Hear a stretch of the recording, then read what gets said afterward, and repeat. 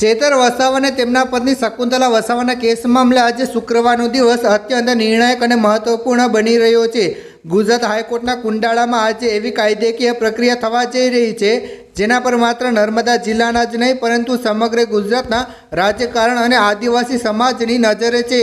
આજે હાઈકોર્ટમાં થનારી સુનાવણી ધારાસભ્ય ચેતર વસાવાના રાજકીય ભવિષ્ય અને તેમના પત્નીની વ્યક્તિગત સ્વતંત્રતા માટેનું ગેમ ચેન્જર સાબિત થઈ શકે તેમ છે।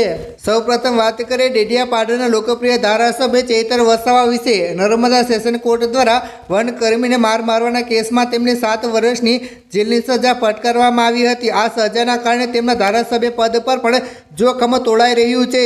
બીજી તરફ વકીલોની ટીમ આજે હાઈકોર્ટ સમક્ષ સજા પર સ્ટે લાવવા માટે અને ચેતર વસાવાનું ધારાસભ્ય પદ સુરક્ષિત રાખવા માટે તમામ કાયદેકીય દલીલો ધારદાર રીતે રજૂ કરશે।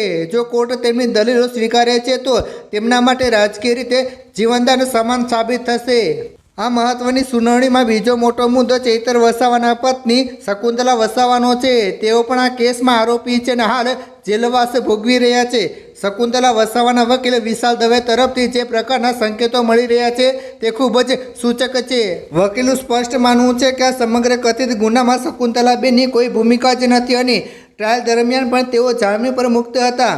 મહિલા આરોપી હોવાના કારણે અને કેસમાં તેમની કોઈ સીધી સંડોવણી ન હોવાના મજબૂત ગ્રાઉન્ડ પર આજે તેમના માટે જામીન મેળવવાના પ્રયાસો કરવામાં આવી રહ્યા છે। કાયદેકીય દ્રષ્ટિએ જોતા મહિલા આરોપીઓ માટે અદાલતનું વલણ ઘણીવાર સહાનુભૂતિપૂર્ણ રહેતું હોય છે અને તે જ આશા સાથે પરિવાર અને સમર્થકો આજે હાઈકોર્ટના ચુકાદાની રાહ જોઈ રહ્યા છે।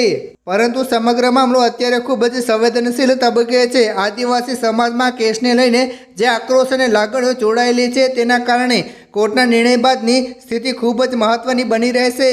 શું આજે ચેતર વસાવાને સજામાં રાહત મળશે? શું શકુંતલા વસાવા જેલના સળિયા પાછળથી મુક્ત થઈને ફરીથી પોતાના પરિવાર સાથે જોડાઈ શકશે? આ તમામ પ્રશ્નોના જવાબ હવે થોડા જ કલાકોમાં મળી જશે। હાઈકોર્ટનો આ ફેસલો માત્ર એક કાયદેકીય આદેશ નહીં પરંતુ ઘણા લોકોના જીવન અને રાજકીય કાર્ય પર સીધી અસર કરનારો છે। અત્યારે સમગ્ર પરિસ્થિતિ તણાવપૂર્ણ અને આશાસ્પદ જણાઈ રહી છે। ગુજરાત હાઈકોર્ટના રૂમમાં શું દલીલો થાય છે અને માનવીય ન્યાયાધીશ શું અવલોકન કરે છે તે સમગ્ર રાજ્ય અત્યારે ઉત્સુક સાથે જોડાઈ રહ્યું છે।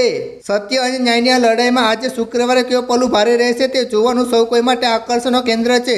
મિત્રો, આવા જ વિડીયો જોવા માટે અમારી ચેનલને હમણાં જ સબસ્ક્રાઈબ કરો અને જેમ બને તેમાં વિડીયો શેર કરો, વોટ્સએપ ફેસબુક ફેલાવી દો, લોકોને દેખાડો જેથી કરીને બધાને જાણ થાય। ધન્યવાદ।